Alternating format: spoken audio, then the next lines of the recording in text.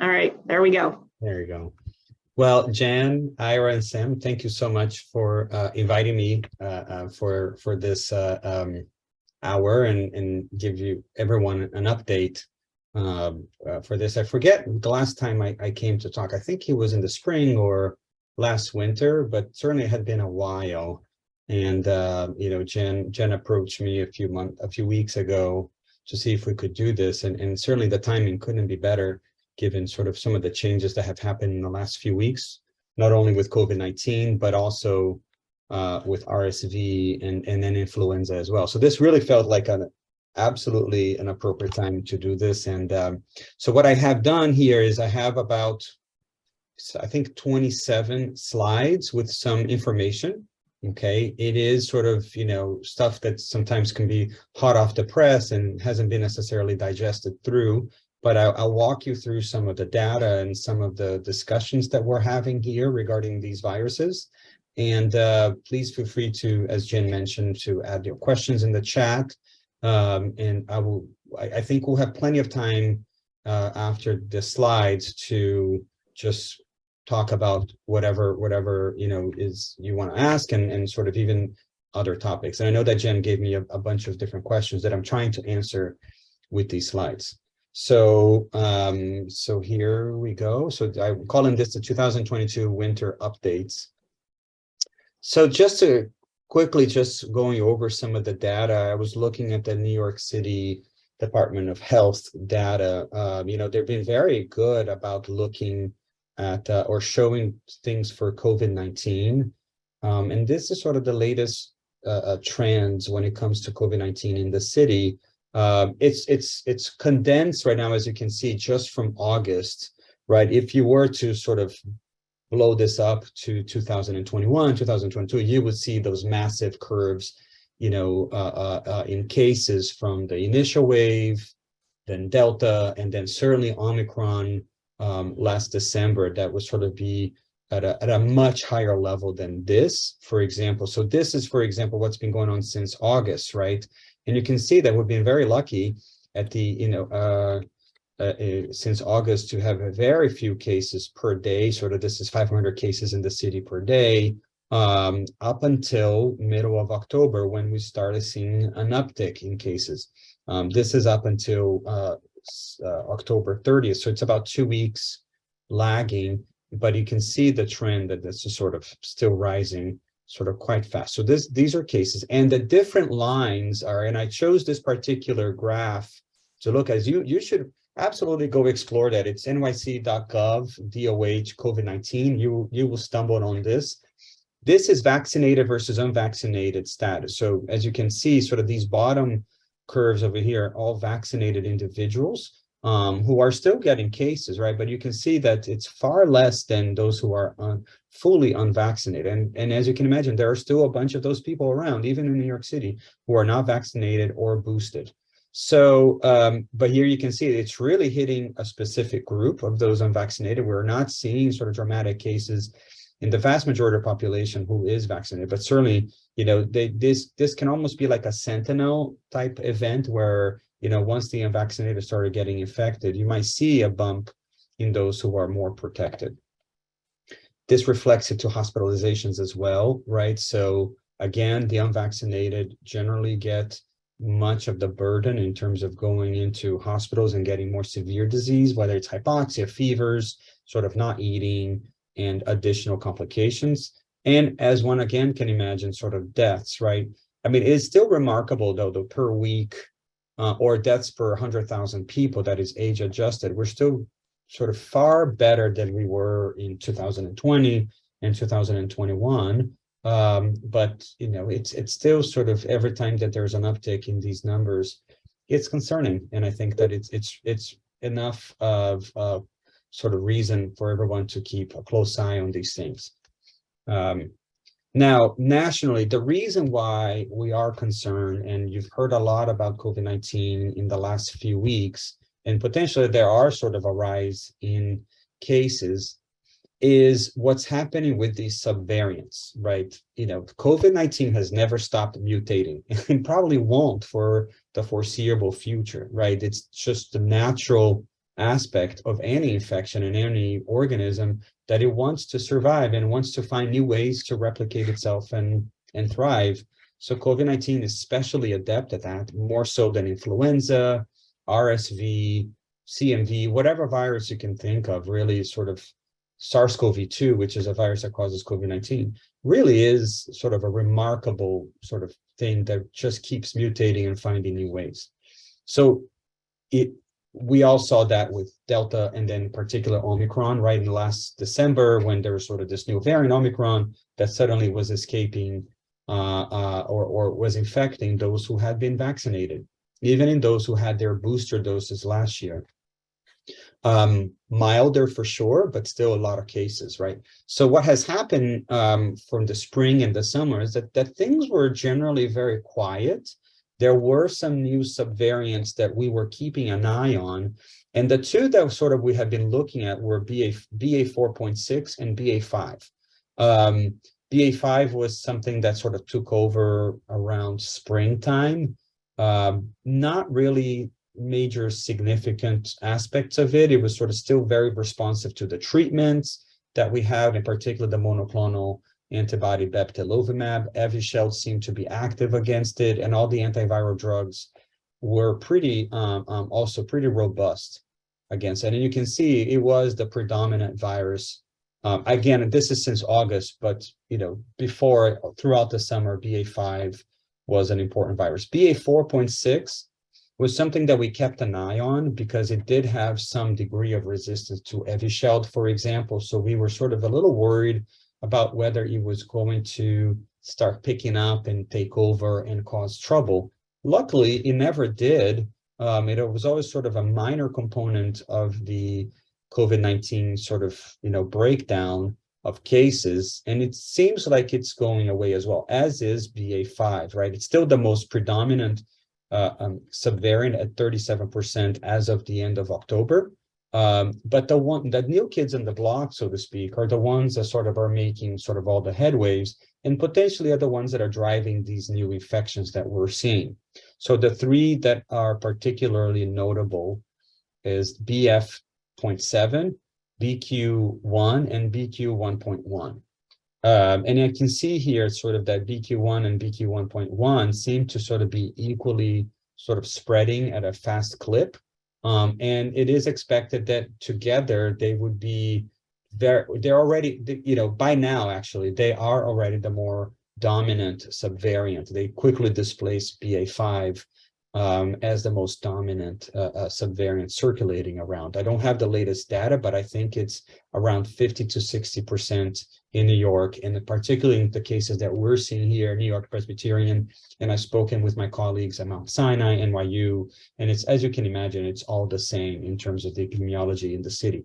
So these two have been sort of quickly taking over, and the ones that will be dealing the most in the coming months, probably.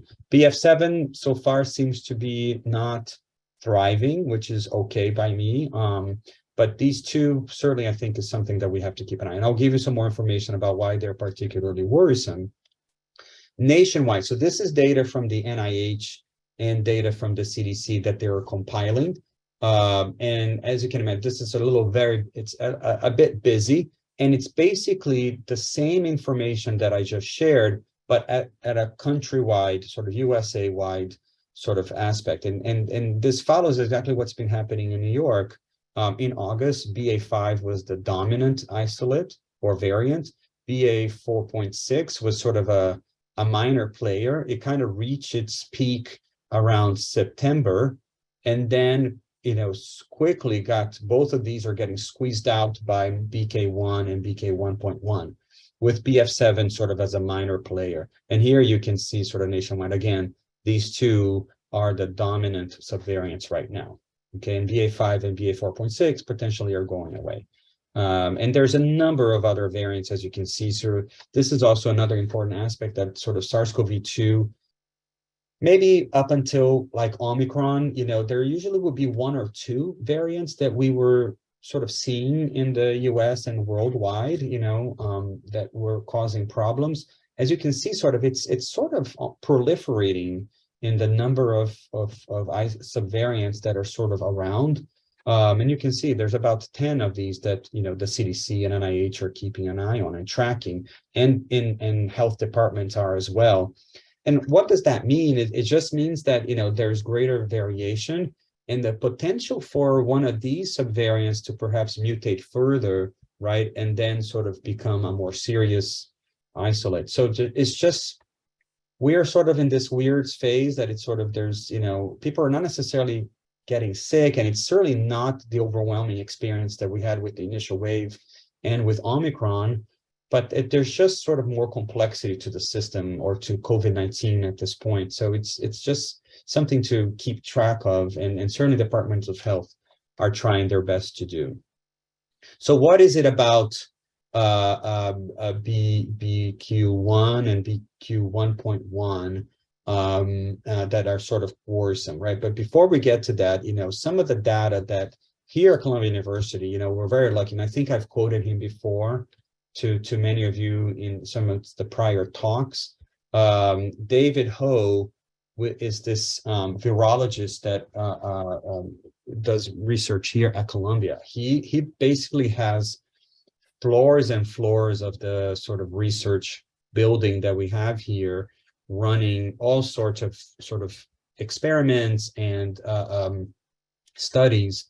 Initially his main focus was HIV for about 20, 30, 25 years. And this is really where he established his credentials. But when it came to COVID-19 and SARS-CoV-2, he has been front and center at looking at the variants that are circulating and assessing what kind of mutations they have and how those mutations could explain breakthrough cases and or therapies, whether they are effective or not. And what's really amazing about what he has done is he has such a well-oiled machine in his lab that he's generally about a month to 3 weeks ahead of the curve in saying this new variant over here is problematic because it's resistant to these monoclonal antibodies or these therapies, and there's a potential for or resistant to the antibodies produced by these certain vaccines for COVID-19. And what those findings suggest is that we might see an uptick in infections from this particular subvariant. And he's been right essentially 100% of the time. When with Omicron, he was already sounding the alarm about a month before it hit the US, and again with these variants. So here's a paper from June, as you can see, that was published actually in July, but you can see the research was already from May 2022, talking about these subvariants. So this one, BA.2.121, never really turned out to be a serious subvariant, but BA.4 and BA.5 were. And what he showed at that time, these are sort of in vitro studies that they can culture the virus in the lab, and then expose it to whatever you want to expose it in terms of treatments, right? So it can be monoclonal antibodies, which is what I'm showing this to you over here. It can be to antiviral drugs like Paxlovid, Remdesivir, whatever else is experimental. And it can also be anti-blood from vaccinated individuals, and whether the antibodies in that blood are able to neutralize the virus, right? So you can do all sorts of things in the lab about sort of, seeing what the virus is sensitive to or not. So what these two graphs are showing is sort of, these are certain strains of the virus here, right? You can probably tell this is the original virus, and these are sort of some subvariants, and BA.4 and 5 are here. And these are some of the monoclonal antibodies. So the one here that's important is bebtelovimab in the green triangle. So trovimab, if you remember, was a monoclonal antibody that we were using right in the beginning of Omicron. But by the time that sort of some of the new subvariants of Omicron hit in late January and February, BA.1 and BA.1.1, so trovimab, which is the green diamond, was losing efficacy, and then sort of became pretty ineffective against the newer subvariants, BA.4 and BA.5. Bebtelovimab, going back to the green triangle, remained with good activity against these subvariants. So that's why we had been using bebtelovimab as our main monoclonal antibody for treatment throughout the summer and early fall, because it was working against those subvariants up until BQ1 and BQ1.1 showed up. And I'll show you the data for that in the next slides. On the right side, the important one here to look at is tixagevimab and cilgavimab, which are the components of Evusheld. This is important, right? Because this is sort of in some ways a lifeline for transplant recipients and other immunocompromised patients who may not respond to the vaccines as well as we would hope for. So this really came to play an enormous role in prevention of COVID-19, or at least prevention of severe symptoms in our transplant recipients. So here is the blue triangle, and there were some hiccups or some ups and downs with Evusheld that were we weren't certain throughout summer whether Evusheld was going to remain important and effective or not. Certainly with Omicron, by the time it was available, right during sort of in the middle of Omicron, it seemed to retain some good activity. BA1 and 1.1 sort of showed some ability to overcome Evusheld, but interestingly, BA4 and BA5 were just fine. Evusheld was just fine for them. What prompted the recommendation from the FDA, if you remember, in the early fall, early August, late July, early August, when the FDA recommended a second dose of Evusheld 6 months after the initial injections, right? It was namely because it seemed to be effective against the ongoing variants, but perhaps it was good to boost our transplant recipients for these other subvariants that, although were not predominant, could always make a comeback. That was the rationale for the redosing around late July and August with Evusheld. So we're glad that most of our patients got that. Also, there was some data, just like with the vaccines, antibodies circulating in the bloodstream eventually do go away. They get recycled and destroyed by the body, and that get filtered out. So it's always good to sort of refill sort of the antibody tank in that way. Now, a more recent paper by David Ho and that group was now looking at, although the title says 4.6, which is the one that sort of we're mostly worried about. Oh, actually, no, sorry. This is just a complementary study that was just recently published about vaccines. So those who were boosted with their vaccines, this is the original boost, not the bivalent booster, and those who had Omicron BA1 and BA2 breakthrough infections, they were looking at antibodies from those individuals and seeing who was susceptible to more infections. And here you can see that, the lower here, the number, the dots, the more susceptible you are. And unfortunately here with 4.6 and BA5, those who were vaccinated were at risk for recurrent infections with BA5. BA2, perhaps those who got BA2, which was more predominant in the late spring, perhaps were a little bit better protected. But what these findings suggested was that, even those who were boosted with the original vaccine, like for example, last fall, were at risk for getting breakthrough infections again with BA4 and BA5. This was one of the rationales for the bivalent booster, because as an updated vaccine, it sort of, and I'll show you some data afterwards, that, it sort of restored some of the protection against getting COVID-19 with the bivalent booster. And this certainly was used for the FDA meetings leading to the approval of the bivalent booster. Regarding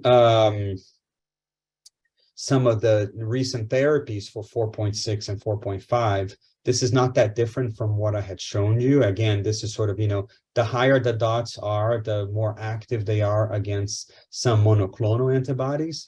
And this is not necessarily very helpful for you. Bebtelovimab is the most significant one here, and it's in red. Again, it has retained activity for 4.5, 4.6, and 5. And here, cilgavimab and tixagevimab, which is Evusheld. Again, it did, the concern here was that Evusheld not so active against BA 4.6, right? So this was the circulating virus that, in the fall sort of was there, but not sort of as significant proportions, but certainly was making us a little nervous that our transplant patients weren't as protected against 4.6. Luckily, it was not necessarily an issue of 4.6, I guess, and unluckily, BQ1 and 1.1 came to play.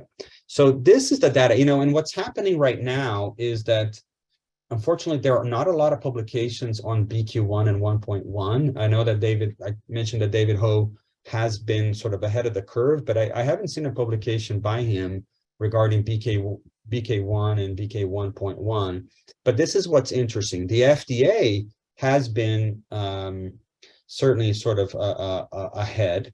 Actually, no, before I talk about that, so this is what led to the FDA actually revisiting their fact sheets for the authorization of Evusheld. So you can see here, so this was updated in late October of this year to include these newer subvariants. And this here is the fold reduction in susceptibility. That means that the virus is more resistant to Evusheld. And again, just pointing out that 4.6 really is incredibly resistant to Evusheld, meaning Evusheld has no noticeable activity against it, sort of greater than 1,000-fold increase in resistance, where, for example, for BA5, it still remained with some activity. So the FDA all of those studies prompted the FDA to revise their recommendations. What has happened now, and although we don't necessarily have a lot of data from this, is that sort of BK1 and BK1.1 has surpassed BA5, as I showed you. And so what is happening right now with some of the data, right, in terms of we can start with the vaccine, in particular with the bivalent boosters. So Pfizer and Moderna have published some preliminary data showing that actually the bivalent booster is actually pretty good at maintaining activity. And they're using this term robust neutralizing activity, meaning they elicit the right antibodies against these newer subvariants.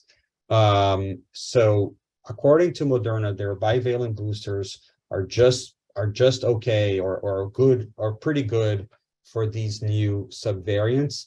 And here they're saying a 15-fold increase of activity against these subvariants.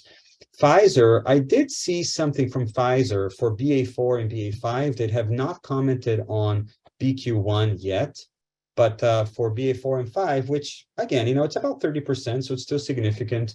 They are showing that the bivalent vaccine is still very good against those viruses. So, so it seems like Moderna's vaccine is pretty good against BQ1, and Pfizer, although they have not published any data yet, is pretty good against BA4 and BA5. Now, those two vaccines are pretty similar, the Pfizer and the Moderna, right? Like it's sort of, I don't know if many of you have noticed, but throughout the whole sort of story of COVID-19 vaccines for the last 2 years, the two have been sort of head-to-head, very close in their results against the original virus, against Omicron, and against these subvariants. So I'm being optimistic here and thinking that the Pfizer bivalent vaccine will also show that has pretty good activity against these newer BQ1 and BQ1.1, although it might not be 100%. We'll have to see on that, okay? Bebtelovimab, however, has been sort of the concerning story, right? And, I had shown you some of the data that BA5 is okay. It still has some good, bebtelovimab still has some good activity against BA5 and BA4.6 and even BF7. So this is some data compiled by the FDA that I didn't find elsewhere, but they did certainly. And so for these two subvariants in data from Belgium and the United States, it showed that bebtelovimab is pretty good. And here it's saying no change, meaning it's still pretty active. The problem with bebtelovimab, which is our only monoclonal antibody that is sort of has been used, is that for BQ1 and BQ1.1, you can see here the reduction in activity has been significant. And this is the main concern, that bebtelovimab is unlikely to have any activity against these two subvariants. And this is what's leading us to sort of this, not only sort of this alarming or the signal in the rise of the cases, and with the takeover of BK1 and 1.1, we have lost bebtelovimab as a therapy for these newer subvariants. So as many of you may have noticed, or maybe gotten notifications, hospitals like New York Presbyterian, NYU, and Mount Sinai in the last week or two have unfortunately stopped using bebtelovimab for treatment of COVID-19 because BQ1 and 1.1 have been sort of surpassed right at their most predominant subvariants between 50 and 60%. So unfortunately, it's just we have to move to something else that we think is still active instead of using these monoclonal antibodies. So this is sort of a major negative development in the story of COVID-19. And it's something that's very worrisome because it doesn't look like there's anything in the pipeline right now for monoclonal antibody therapy that is readily available. We've been very lucky, right? We had the Eli Lilly and the Regeneron products. And when those stopped working, we had things like sotrovimab, and I think there was another one called bamlanivimab. You probably remember some of those names. And then bebtelovimab came. So we always had a monoclonal antibody that was had been just approved, and it was at the right time, right place to be used. We're not in that situation right now, unfortunately. We don't have one. And maybe they're working on those, but it's certainly not been approved. Hopefully it will be approved in the next month or so if there is one, but I have not heard of that. So this is sort of a major negative development. So what do we have in someone who comes down with COVID-19, in particular a transplant recipient or someone who we know has a high risk of some poor outcomes, right? A hospitalization and maybe some pneumonia. What do we have available right now? We're down to the antiviral treatments. Luckily, none of these subvariants, that we've talked about have created any mutations against these medications, right? Because these work via a different pathway than the monoclonal antibodies. They don't target the spike protein, which is really where all of these mutations are taking place still. So luckily, we still have these antivirals as our options. So that's the good part, right? So remdesivir still remains quite active, and in fact, actually, there's now growing data that it can be used as an outpatient for 3 days, and it really is very effective in preventing hospitalizations. I'll share some information that we got from our colleagues in Canada about the use in transplant patients for 3 days, and it's been quite effective. And for those who require admission, remdesivir is still being used for 5 days in that setting, plus minus dexamethasone. So that part has not changed. Paxlovid, many of you have taken it or have heard of it. We certainly are still using it quite a lot and have been using it since Omicron. New York Presbyterian and Columbia in particular has been sort of at the forefront of learning how to use this drug in transplant recipients. I'll tell you more about sort of some of its complications and how to go about perhaps managing that. Not an easy drug, but certainly something available. And then the last one, which has always been sort of, something not really that talked about or even that used, is molnupiravir, which is a drug from Merck. I think it's Lagevrio is the brand name for that drug. Out of the 3 antiviral drugs, it really has never shown to be that active. It has some activity, but it was underwhelming. But maybe when there is sort of perhaps lack of alternatives, we're talking about perhaps using it to see if we can help our patients. So we'll talk a little bit more about that as well. The issue about molnupiravir, I think will remain sort of somewhat underwhelming, is that actually they have seen there are a couple of preprint papers showing that drug, is initially, in 2021, it had shown that it was able to prevent, for someone who just got diagnosed with COVID and was a high risk of complications, like a diabetic, someone over 65 or obese, or with cardiovascular disease, if they took molnupiravir, which is this drug, it prevented hospitalization or death in about 30% of the patients. There was a 30% reduction in those poor outcomes versus doing nothing. Compare that with remdesivir and Paxlovid, which prevented by close to 85 to 90%, right? So it was quite underwhelming. Paxlovid and remdesivir were far superior than molnupiravir.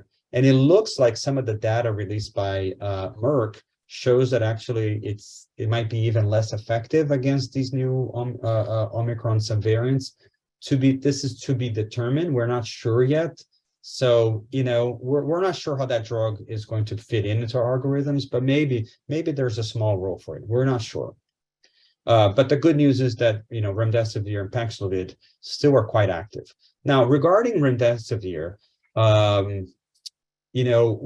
we know that it was very effective in the inpatient scenario. And also, there's a study that came about late last year called a Pine Tree study that in the sort of the general population at high risk, if you give remdesivir for 3 days with someone who just got diagnosed with COVID, it prevented severe disease and hospitalization in about 90% of those individuals. So our colleagues from Canada, in Canada, they never had monoclonal antibodies available. So they had to resort to outpatient remdesivir from the get-go. So they were looking in the spring at 192 patients, transplant recipients with COVID, and gave them remdesivir for 3 days, in particular in those within 7 days of symptoms and diagnosis.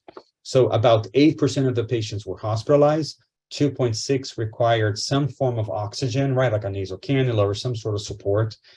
2% or 1.6% ended up in the ICU, 1% were intubated, and only 2 individuals died who had received an early outpatient course of remdesivir.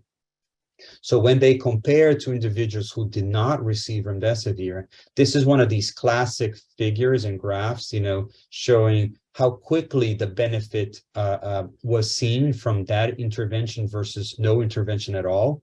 And here you can see how sort of really great the remdesivir group in red, sort of the benefits were compared to the patients who did not receive remdesivir. So in that group, 13 patients died or were hospitalized, I should say, whereas only 2 of these patients were hospitalized. So this was sort of there was a significant improvement in outcomes in those who received remdesivir versus those who did not. And in fact, no patients in the remdesivir either were in the ICU or died. So quite remarkable studies and mimicking quite closely the experience with the general population. So, the problem with outpatient remdesivir, as many of you would be aware, is that it's intravenous therapy only. There's no pill for remdesivir. So to give this in someone with COVID-19 at home is quite complicated. So a lot of hospitals in the United States really struggled with finding infusion centers or infusion rooms to bring in someone with COVID-19 for 3 consecutive days and give this infusion.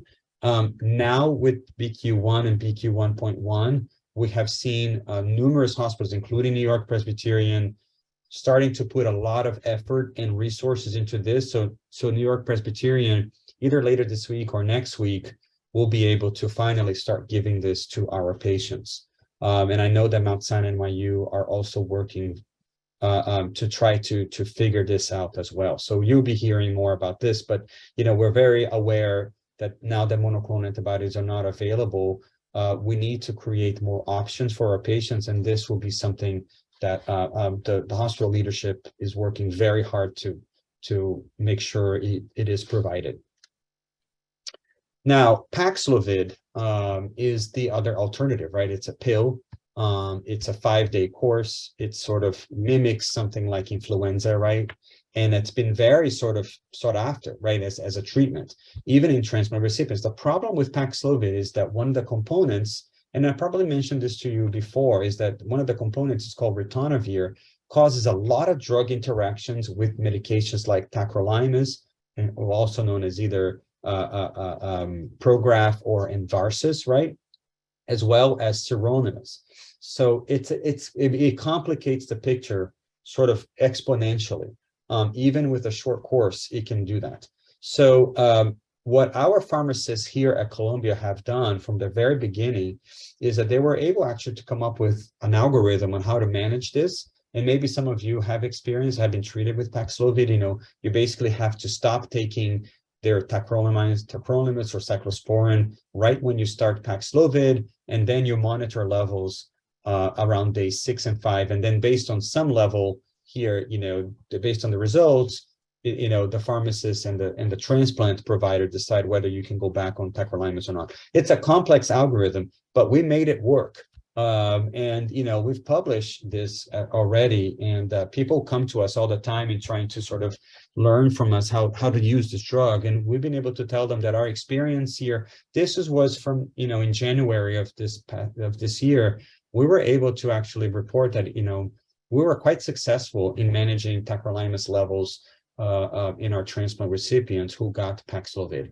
Is it 100% safe or easy? No, and certainly some people have had pretty high levels, but overall, the benefits of taking Paxlovid have really sort of outweighed some of the risk with these drug interactions, and with tacrolimus in particular. So this is where we are right now. If you were to ask me, how do I manage COVID-19 right now in a transplant patient, I would say, if we have remdesivir available for outpatient therapy, this is what we're going to rely on. I think there will be some volume or capacity issues, and if it's not readily available, I think second-line therapy will be Paxlovid, and then this is where we'll have the transplant teams and the pharmacists in particular manage those levels very carefully. If for some reason, you're a transplant recipient and your family physician or internist gives you Paxlovid, it's really important to let them know that you are a transplant recipient who takes some complicated medications, and at least reach out to your transplant provider about the prescription of Paxlovid, and before you take it, to really sort of figure out to stop the Prograf or Envarsus or the other transplant medications, figure out what to do with them before you start Paxlovid. Okay, and I know that our teams are very well versed in doing this and are aware of these complications, but this is really, don't take Paxlovid without talking to your transplant providers first. And then maybe molnupiravir or Lagevrio, I'm not sure how it's going to fit. I'm a little underwhelmed by the data, but what we have shown before is that any treatment is better than no treatment for a transplant recipient. So I would be kind of feeling like we should give treatment to our transplant recipients, even if it's something less desirable like molnupiravir. Okay, we'll talk more about that later because I know people will have questions about that. Now, some of the other questions that were brought up, should caregivers be vaccinated with the same vaccines to protect the transplant recipients? If not, does that put the patients more at risk? Yes and yes. So, we've been talking about this over and over again. I think now with BQ1, and in particular, Evusheld losing some efficacy, if not efficacy altogether, it is imperative to get vaccinated with the bivalent booster. If you come out with one message from this hour, it is to get the bivalent booster. We are putting a lot of hopes on that potentially would protect our immunocompromised patients from more severe outcomes with this particular strain BQ1. And in particular, because we are sort of running out of some of the treatments as well, but also important to have the caregivers and the family around to create that ring of protection to our patients. Convalescent plasma, I haven't seen a lot of data, unfortunately. So I know that there's some out there, and it really depends on the formulation and on whether it's effective or not, but it's really not easy to access it and hard to find. So I don't know if there's going to be a role. Certainly now, perhaps there might be some renewed attention, but it's not readily available, and it's sort of very difficult. So the timing of the vaccines, right? So talking about vaccines, the COVID, the flu, and the shingles vaccines, and how far people should space them out. So flu and COVID are the ones that we need to talk most about. We're not in the middle of an epidemic for shingles. Shingles is sort of something that's endogenous to the person and can reactivate, but luckily we don't necessarily have to worry too much about it. You should get your shingles vaccine, but more pressingly is the COVID and the flu vaccines. So and I know that that's an important question. Can you get them together? The CDC and most providers, who have looked at this, say that it's perfectly fine to get the bivalent booster and the flu shot together. If you don't want to, because you don't want to have sore arms both sides, it's perfectly okay to space them apart as well. If you want to take about a week, between the two of them, perfectly fine. Which one is preferable to get first? I think that, we'll talk a little bit about influenza next, I'm not sure. I think it's sort of whatever is available there, get that one first, maybe COVID-19, vaccine, and then get the flu shot next, okay? But if you can get it both at the same time, or if you're willing to do it, it is safe to do that. Now, I guess I went to RSV first, but influenza, I know that I have some slides on influenza as well, okay? I know there's been a lot in the news about RSV. It's called respiratory syncytial virus. It's one of the many community-acquired respiratory viruses that sort of cause a lot of colds and pneumonias throughout the winter. We are seeing an upsurge in RSV, as many of you saw in the news. So this is data going back to 2020 in New York City.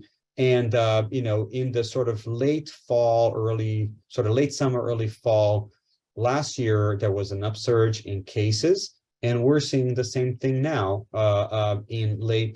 since late September. You can see here that the cases are going to go have been sort of gone a little bit higher than what it was in 2021. And what has had a lot of people alarmed is that there's been a number of hospitalizations for RSV. So RSV is generally a pediatric virus that causes a lot of problems in the, newborn babies.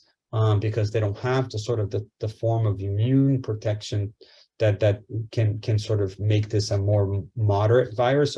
So babies can get really sick with RSV. However, immunocompromised individuals, in particular lung transplant recipients, to specify even that group, are also at high risk of RSV complications.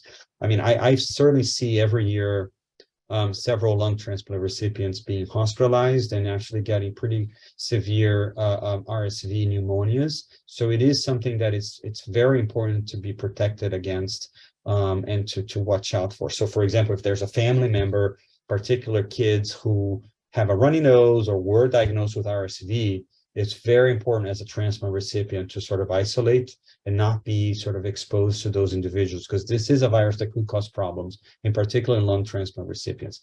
What we think is happening right now is that there's nothing specific about the virus that's more severe, unlike COVID-19. It doesn't mutate as much. What it is we think that there's sort of this immunity gap in kids. Even though there was a wave in 2021, not as many kids got infected with RSV as usually have been pre-COVID. So there's a number of kids there who are quite vulnerable, and adults too, to RSV and now are getting it because people are going out and doing things and exposing themselves.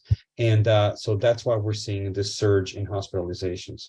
What the good news about RSV is, maybe not right now for this winter, is that there is actually at least 3 vaccines for RSV. For the first time, we might have actually a very effective vaccine against RSV. They're studying it for kids, pregnant women, and older individuals. So Pfizer has one, JSK has another one, and there's a bunch of different other companies who have it. And they're showing very promising results in their phase 3 studies. So what we're hoping is that maybe by January, one of these vaccines will be approved. Are they going to be safe in transplant recipients? I think so. One of them is the same platform as the Johnson & Johnson vaccine, sort of this adenovirus vaccine. There's nothing about them that theoretically would put transplant recipients at risk. It's not going to be a live virus vaccine. So this is actually potential. We'll talk more as the details come, but I do think that this will be a pretty good vaccine for transplant recipients to get beginning 2023. So there's a light at the end of the tunnel, but until then, please be very careful about RSV. Influenza, I know that there's obviously another hot topic here. Influenza season has started as of last week. This is a map from New York State that's showing, as of Halloween, sort of the numbers were low. And now in the first 2 weeks of November, the cases are picking up, particularly in the city and perhaps in upstate New York as well, Buffalo area and Rochester. Most of it is influenza type A. And what's significant about that is, there's a lot of questions about the effectiveness of the vaccine that we have available. So actually the CDC and epidemiologists are feeling pretty good about the flu vaccine this year. And the reason why they're saying is that, the type of virus that was circulating in Chile in the summer, right? Remember, Southern Hemisphere is the opposite. So Chile in our summer was their winter there. They were seeing this influenza A H3N2 that was the predominant form circulating in Chile. And that's what we're seeing here now in New York and in the United States. That's going to be potentially the primary form of influenza that is circulating. And what they found using the same vaccine that we're giving here, that vaccine in Chile reduced the risk of hospitalization by almost 50%. So there was a good match of the vaccine in preventing severe disease from influenza. So if you haven't gotten your flu shot, please do so. There's also this thought about sort of this being an atypical season because influenza is starting a little bit earlier. It doesn't normally start in early November, right? Generally goes into like late December, January after the holidays, but we're starting to see this. And, one worries about Thanksgiving next week and whether influenza, RSV, and sort of this triple demic of SARS-CoV-2 as well might be a complicating sort of aspect of Thanksgiving. There are a number of influenza vaccines that are available, right? And the question always comes as a transplant recipient, what influenza vaccine you should get. I think by and large, most transplant centers, us certainly here, would recommend the high dose influenza vaccine. So that's readily available at your local pharmacy, and you can certainly get that there as well. So if you have that ability to get the high dose influenza vaccine, important to do that.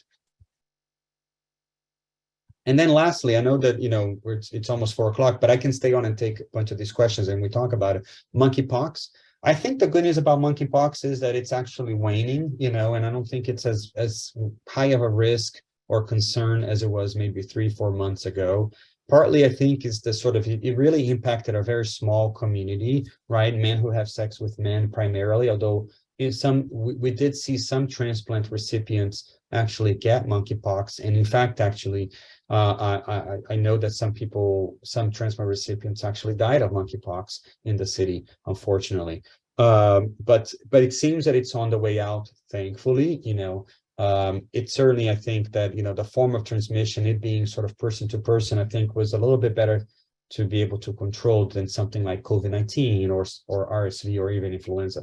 There are vaccines that are available, as many of you know. There's at least 2 that have been sort of given or available. The first one is sort of modified vaccinia and Cara vaccine. This is actually so it comes in 2 formulations. One is Jynneos and the other one is ACAM 2000. Now, Jynneos is the one that has been available. That actually is perfectly safe for immunocompromised individuals to get. So if you are part of a group that is considered high risk for monkeypox, whether you're a healthcare worker that deals with monkeypox patients, you sort of part of men who have sex with men, and other sort of public health specialists, Jynneos is perfectly safe to get. And in fact, we recommend it to a number of our transplant recipients who did fit that criteria, and they got the Jynneos and were perfectly fine. The other one, ACAM 2000, is not safe because that is a live replicating vaccine that can get out of control in an immunocompromised individual, so could make them sick. So luckily we have availabilities with the Jynneos, so we don't have to worry about that. And, one of the questions that I think were posed is, could there be a donor-derived infection from monkeypox? We have not seen it. I think theoretically is possible, but we have not seen it, thankfully. So I think people are actively monitoring this. And certainly, as you can imagine, if someone is dying of monkeypox or suspected of monkeypox, they're not going to be organ donors. So I think that they're being actively screened for this, and luckily, hopefully we won't see any transmission from that. Those are my slides. I know that we covered a lot of territory and there's a lot to talk about. Yes, so thank what you I so can much. do here is that we can look at the questions, right, and go over that. Yeah, I have a record of all the questions, Doc, so I'll just run through them. If you Oh, wonderful. Thank you, Sam. So the first one, I think you already addressed, but Are they really pulling Evusheld across the board, or is it? I mean, you mentioned about your hospital, but what happens? Are they going to, stop making it available because some people haven't? They've already scheduled appointments for getting Evusheld and stuff. Yeah, yeah. So I think that what's happening is, I think if you made your appointment, I think it's probably worthwhile getting it just in case, right? Like if you do get COVID, you're still in that BA5, sort of that 20%, 15% chance. It's certainly not, as we've noticed observed in the last year, it's not a harmful drug. So I think that if you're scheduled, I think go ahead and get it. I think that what they're going to do is just stop scheduling newer patients, and this is probably more relevant for people who are getting their second doses, right? Most transplant recipients that I know of have gotten their first dose. So this is really for the booster. Okay, great. Thank you. So are hospitals and other testing sites able to test for the particular variant? They are. So most hospitals in the city and in the region, and this also includes the AO, right? And other hospitals in Connecticut and New Jersey, Westchester Medical Center, they generally work in close partnership with the departments of health. And they're constantly surveying, all the positive PCR tests that come and are able to look at what subvariant is the most prevalent one. And that's what's generating that data that you saw. Right. What they're not able to do is go to the patient-specific level. So, and that's been a frustrating component that, these tests, they're all experimental. They go into research labs to tell which subvariants that particular PCR showed. You're not able to trace back to the particular patient, and say, hi, you got BQ1 or you got BA4.6. They are not authorized to do that, and the current setup doesn't allow for that. And and these results won't come back in time to make clinically significant decisions. And I think that's sort of part of the frustration. Right. So in terms of timing, all the treatments you mentioned are obviously going to be more effective soon after the symptoms or soon after the first PCR test, right? Yeah.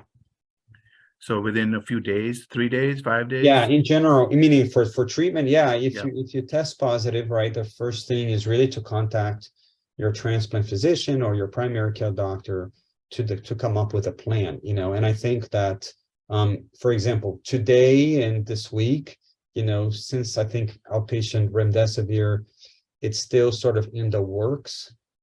You can only imagine the number of meetings and the number of sort of logistical things that these hospital administrators are trying to figure out with pharmacies. They're aware. I mean, we certainly in infectious disease have been very vocal for the last month. You have to make this happen. And it's just a logistical burden for these hospitals. I don't want to ever be a hospital administrator because it's sort of, it's very complex. But I think most institutions are sort of warning. I think some of them might have it available earlier than not. I know that NYP Queens has had outpatient remdesivir available. They were able to do it because they had a large infusion center attached to the hospital. And so certainly if push comes to shove, we could send someone to Queens for that. But, what we're trying to do is have it at Cornell, have it at Columbia. I'm pushing also for places like NYP Westchester, for example, to have it available for patients. We'll see. Yep. But Paxlovid might be the mainstay treatment for the next few weeks. Okay. So in general, when someone does test positive for PCR through PCR, what should they do? Like obviously inform the transplant team, but what else can they do? And if they've already had COVID, would it be an assumption that they may get it worse second time, third time? No. I think that what we have not, I think that the sort of prior vaccinations and prior COVID infections generally have had an attenuating effect, and I think that that's what we're seeing, right? I mean, that's why COVID-19 right now is dramatically different than what it was in 2020, right? And even early 2021, we're not seeing our hospitals not flooding with COVID-19 patients.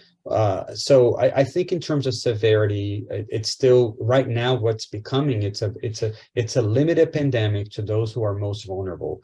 And, whether it's those with all the comorbidities that we, I think, associated, right? Diabetes, hypertension, obesity, sort of age over 65, maybe chronic lung disease, chronic heart disease, and transplant recipients, right? Immunocompromised individuals. That's the group that, Right.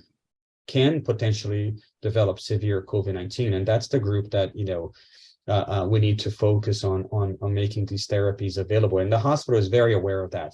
If a 44-year-old healthy woman or man, with no comorbidities and no medical problems develop COVID-19, we're telling them just to sit tight, stay home, drink plenty of water, take some potential Tylenol and ibuprofen for symptoms, but no indication for therapy for people like that. Whereas if a kidney transplant recipient calls us with COVID, I'm on the phone with David Cohen or some of our nephrologists, to talk about how we should get them Paxlovid, Okay, great. So about supply, there was questions about supply, and you mentioned, remdesivir is going to be available in the outpatient setting, but is there enough? Will there be more supply?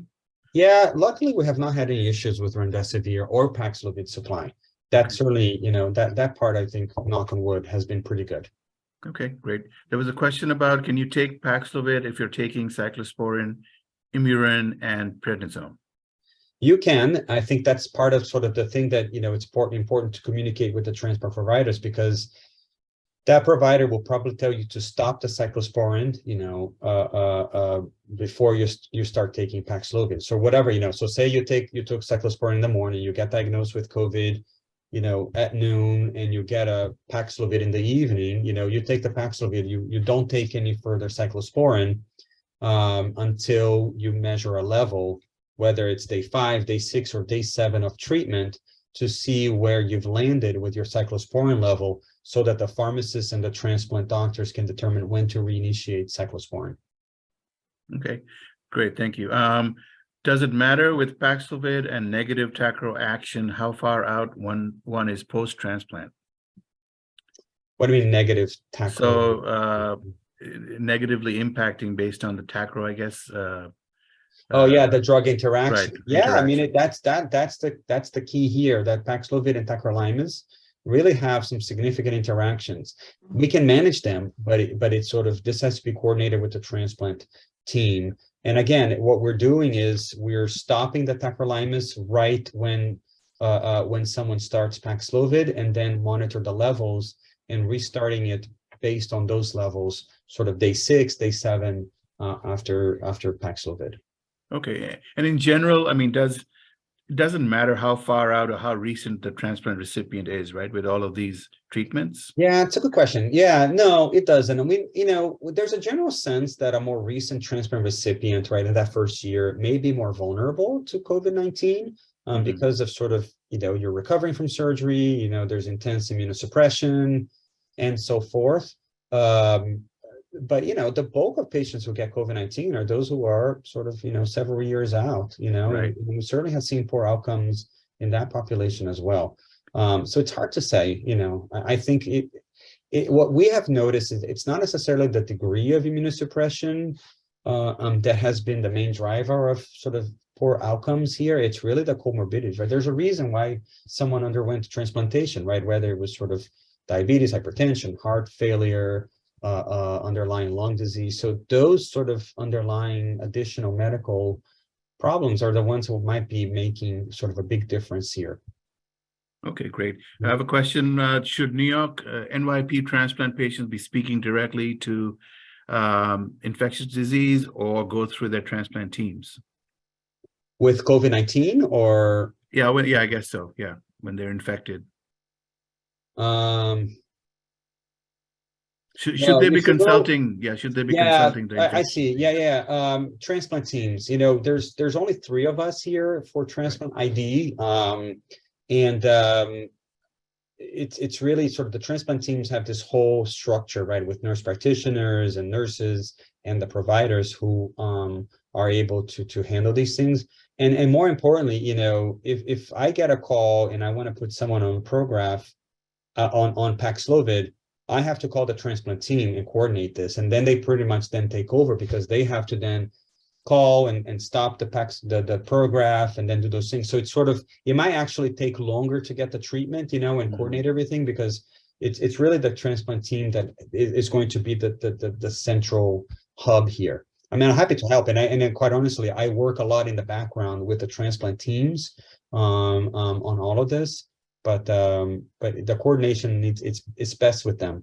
Okay, so when someone tests positive for COVID, should they just through a PCR or home test, should they wait for certain symptoms to show up or go for No, the I would treatment? call immediately. I mean, it might be that, if you're asymptomatic and maybe sort of doesn't have additional risk factors, I certainly have had discussions with transplant providers.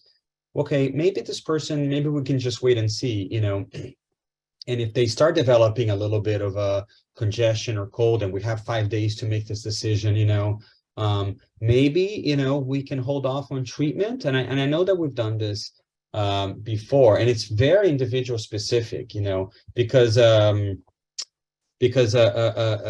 I think that treatment is better than no treatment, but I also, very aware of how Paxlovid can cause a lot of problems with drug interactions. So you really have to individualize it. For example, I got called on a liver transplant by the liver transplant team on the liver transplant person who was otherwise doing quite okay, and they were really worried about the Prograf, and there's worries about rejection in that patient. So we opted actually just to observe, and that person is doing okay. But I don't know if I'll make that same decision on a lung or heart transplant recipient, or for example, a kidney pancreas transplant recipient, right? Someone who I think, has diabetes, and then I think would potentially have sort of other concerns. Right. Okay. Then there was a question about, can COVID or flu vaccines cause de novo donor-specific antibodies, either anti-HLA or non-HLA, to emerge or increase? We have not seen that. I know that influenza vaccines is sort of, there's been many years being talked about, can the flu shot cause rejection or lead to sort of increased donor-specific antibodies? We have not seen that, and there's no reason to think that this year's formulation will do that. COVID-19 vaccine is the same thing. I mean, I know that there was a big concern in the COVID vaccines that whether they would lead to rejection. No study has ever shown that at all. So I think we're in good shape, luckily, with those vaccines and not increasing risk of rejection. Okay, great. And with the holidays coming up, we have this triple effect, and everything seems to have similar symptoms, right? Yep. So are the symptoms the same for COVID as they were before? Or are they new ones, or? Yeah, they're largely the same, right? It's sort of, and that's the thing about these community-acquired respiratory infections. They all do the same thing. You're going to have some sniffles, maybe some congestion, maybe a cough, headache, maybe fatigue, fevers, muscle aches. They all show the same thing. But luckily, the test that we have, those swabs, the antigen test that you have at home is obviously only going to test for COVID. I wish that there was one now for influenza and for other respiratory. For RSV, there's no test, correct? Not at home, unfortunately. So what we have available in the hospital is that swab, right, that we do, the PCR test, and there's a panel of like 15, 17 viruses, and definitely all three are included, and others as well, as you can imagine: adenovirus, rhinovirus, parainfluenza 1, 2, 3, and 4, other forms of coronavirus. It's sort of a really long panel, but those three are definitely part of it. So I would say, you're home, you have some cold-like symptoms, you test yourself for COVID because that's what we have available at home. If that's negative, don't sit and say, oh, everything is okay. Then if you have respiratory symptoms, you could be one of the other two, right? So I think this is where, a trip to a clinic, whether it's even urgent care, or something like City MD, for example, to get the full swab and explain, I'm a transplant recipient, I'm having, cold-like symptoms. I want to know if I have influenza or RSV because this is important. I think that that's potentially the way to go here. Great. So when we go through the ER or the urgent care, they should do the swab, and that'll include all these tests for all of these, right? Mm-hmm. Is it possible to test positive for everything? Yeah, it is. I think it would be incredibly rare, but incredibly unfortunate. We have seen, I don't know what my record is. It might have been 3 viruses. Not all these 3 in particular. Right. But there's nothing to say that one can't have all 3 at the same time. More likely, no, right? More likely would be just 1 virus, maybe 2 at the same time if you really sort of go to some kind of event and you get exposed to multiple people, you know.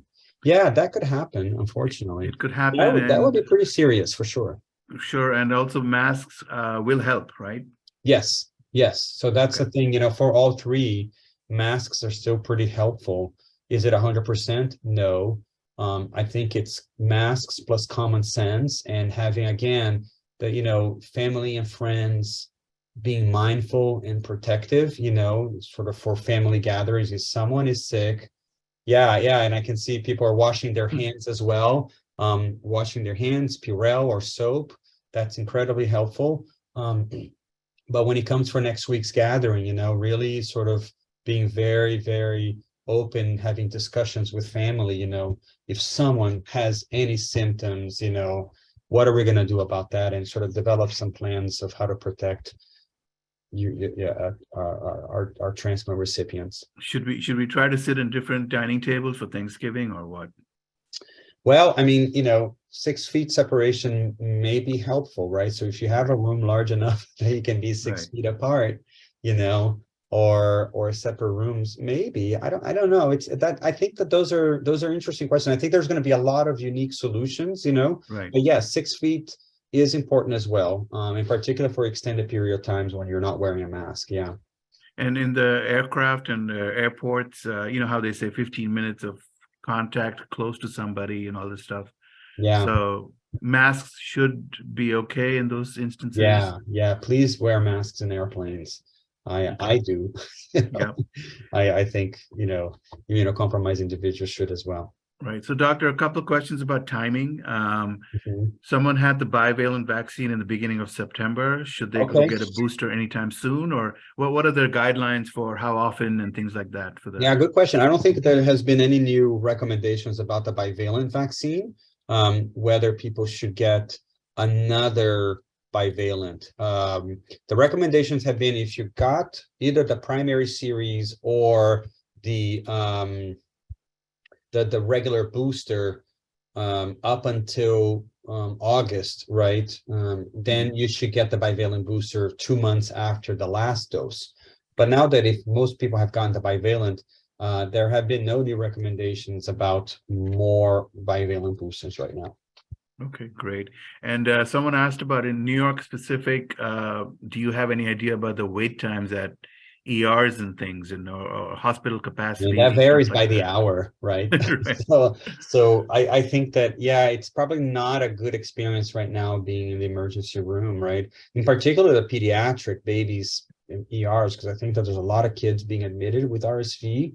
Yeah. So yeah, if you have the ability to avoid that, and the way to avoid it really is to call, you know, early and get these treatments early. And the same applies for influenza, by the way, right? We do have good antiviral treatments for influenza, you know, with Tamiflu. Are they perfect? No. Can you still get sick even getting that? Yes. But much like COVID-19, if you're vaccinated and you get diagnosed early and you get on antiviral treatment early, you know, you're more likely to do well and not require hospitalizations than not. RSV is a little bit of a different thing because, again, we don't have a vaccine and you know, there is an antiviral drug for RSV, but the data are not really that great. It's something called ribavirin. It's only been really studied with lung transplant recipients, and even in that scenario, you know, it's only been about small case series of like a few patients, like 20 patients, 30 patients, and it has not shown robust sort of activity, not to the same level as like Paxlovid for COVID or Tamiflu for influenza. So for RSV, I think the situation is a little bit more precarious. So you do want to protect yourself against that in particular. Okay. So doctor, you mentioned pediatric children. So some of the recommendations, are they all going to be different for children, you know, pediatric transplant patients? Yeah, there is a monoclonal antibody that is available for newborn children with RSV. It's only available in hospitals. That's going to be the main difference, that's been FDA approved for a few years, I want to say. But if you talk to my pediatric colleagues, they're not sure how helpful it is. So it's not as far as COVID, the COVID treatments would be. For COVID treatments, they're basically, Paxlovid, I think that there's an age, right? I think it's age 5, I want to say, that it's not approved earlier than a certain age. So yeah, I mean, children might be in a little bit of a tough time because the monoclonal antibodies are not necessarily available. So if you're a transplant recipient and you're age 3, the hope is that they will bounce right back up, right? Luckily, children have not had severe COVID-19, and that remains the case, but it's not 100% for sure. But yeah, I think remdesivir, I think, is available though. So I think that they're okay. Okay. So I just want to press you a little bit on, you said there aren't too many things in the pipeline as far as new vaccines and things like that. What about like Novavax and things like that? Yeah. Is J&J out of the picture, or is just mainly Pfizer, Moderna right now, or? Yeah, I think J&J has sort of fallen by the wayside. There's no J&J bivalent booster right now. So if you've gotten a J&J vaccine back in 2021, then you should get either the Moderna or the Pfizer bivalent booster right now. Novavax is interesting because it is still, it's not an updated vaccine, but the way I think of Novavax is for those who had some sort of allergic reaction or complication after their first shot, right? And we've seen a few of those people. It's not that many, but, there were those cases of anaphylaxis, right? Or cases of people having like they fainted after the vaccine, their blood pressures were low. So there are some patients who cannot tolerate those vaccines, and Novavax is sort of a good alternative for them. But really, most of the data really has been with the mRNA vaccines, Pfizer and Moderna, and certainly with the booster, the Pfizer and Moderna have been sort of the centerpiece for these newer vaccines. Okay, and also with all these vaccines, it's going on 2 years almost. Are there trials or studies showing any impact down the road, like after being infected or after having these vaccines? Are there other things that could crop up in different organs and stuff? No, not really. I mean, the vaccines have been incredibly safe and effective, right? And effective in ways sort of that maybe sort of weren't, I guess as clear, right? It's not necessarily, if you can prevent infection, that's great, but what it can do is just reduce the severity of COVID-19 in someone who's vaccinated and boosted, right? Okay. It can be a difference between someone who's staying at home with a cold and hospitalized. And I think that's the same principle for the influenza vaccine. I think we'll see what's happening with RSV vaccines when that data really comes out, but I think it's going to be the same principle. It might not prevent you from getting RSV, but it'll prevent you from hopefully getting sick from it. But as far as sort of other complications, not really. It hasn't really led to any other complications. So even being infected with COVID, have there been trials like, say, 2 years down the road, somebody ended up getting some heart problems or some other problems because they were, well, that type that's of sort thing? of going to long COVID, right? Yeah. Long COVID, interestingly, we have seen on occasion transplant recipients with long COVID, but it doesn't seem to be a particular problem with transplant recipients, or at least easy to tease out, right, from being a transplant recipient. And are you fatigued now or having poor concentration or ongoing cough because you're a transplant recipient or because you have long COVID? It's less apparent as it is in someone who otherwise doesn't have any medical problems and now is suffering from long COVID. There is, but the truth is there are some patients who do develop it, but it doesn't seem to be as prominent. I think we're still accumulating that data. We have a long COVID specialist here at Columbia who's looking into that. My fellow and I did have an abstract at the ID conference that just happened about a month ago in DC. We're publishing, or we're reporting some of our cases of long COVID. And yeah, it can be serious. It just doesn't seem to be as prevalent as we were fearing. Okay. So most of us are immune compromised, but are there ways we can boost our immune system. What else could build the immune system up? Maybe something off the over the counter or something. I don't know.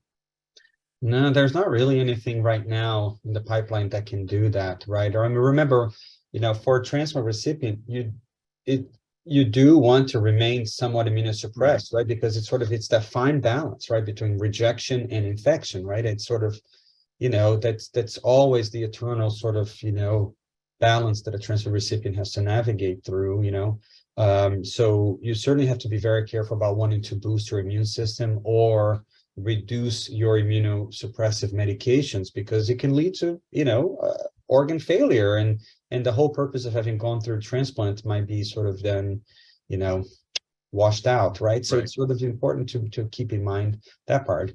But as far as these viruses, I think that the key here is that, one, that they're transmitted from person to person and airborne, right, in droplets. So wearing masks, being mindful of the places and people you're with, washing your hands so that you don't touch something and then put it in your nose and infect yourself.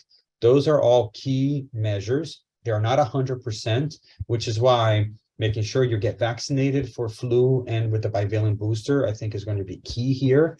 And then we know from all of these respiratory infections, the earlier you diagnose and the earlier you treat, the better outcomes you get. So for flu and COVID-19, those are sort of readily available tests, right? And for RSV as well. But the difference is that for the other two, you can take an antiviral medication, and hopefully that will be enough to prevent trouble.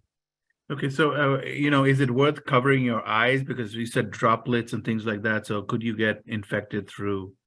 Yeah, it's a good question. And I certainly wear my face shield in the hospital, but I think that it hasn't really proven to be that effective as a sort of something to do as an outpatient for the population. So generally, we're not really recommending that. I think what you want to do is always be very mindful of having your finger in your eyes, which is tough. I mean, I do that often. We all do it. It's very human. Go ahead, give it a shot right now, Doc. Give it a shot. No, I'm not doing it. Well, what about therapeutics like something nasal? I was hearing they're working on something like a therapeutic that would basically cure COVID. Is that a reality? I haven't seen it go very far, but I did hear, and I certainly had conversations about certain medications that could be given intranasally, either for treatment or prevention of COVID-19. They were from Europe. It was a group in Denmark who was looking at that. I haven't heard much from them recently, so I'm not sure if that really panned out, as an effective therapy. So I can look into it, but I don't know. It's far away. It's far away. Okay, so thanks so much, Doctor. I'm going to hand it over to Jen. You have questions? Anybody else? Raise your hand. Maybe if Doctor can stay and answer, he will. Otherwise, Jen, go ahead. If anyone has any other questions before we let Dr. Pereira go, he's been kind enough to give us so much time of his today, because I know he's in a tight schedule, but an hour and a half was more than gracious. So if anyone wants to just voice any other questions, but if not, we can. Otherwise, we can all give him a big round of applause. Without sound, but you can see our hands, Doc. I can definitely see it. Thank you very much. My pleasure. Thank you so much. We can do this very often, okay? More often. Yeah, we shall. Thank you so much. So if anyone has any topics, they can contact us and make suggestions to us. But if not, we'll close things up. And I just want to wish everyone a very happy and healthy Thanksgiving. And again, thank Dr. Pereira for doing this for us today. And we welcome you guys all to our support group that meets on the first and third Thursday of the month, and also our caregiver meeting. That's open to all of you on the first and third Monday. Sorry about that, guys. Of the month. We welcome you guys all to join. We're here for you guys. And also, if anyone knows of anyone in need of our support services, we're always here for you guys. So thank you for joining, and we're here for you. And again, thank you so much, Dr. Pereira. This was so informative and educational. My pleasure. Take care and happy holidays. All right. Happy holidays. Take care, guys. Happy holidays. Bye-bye.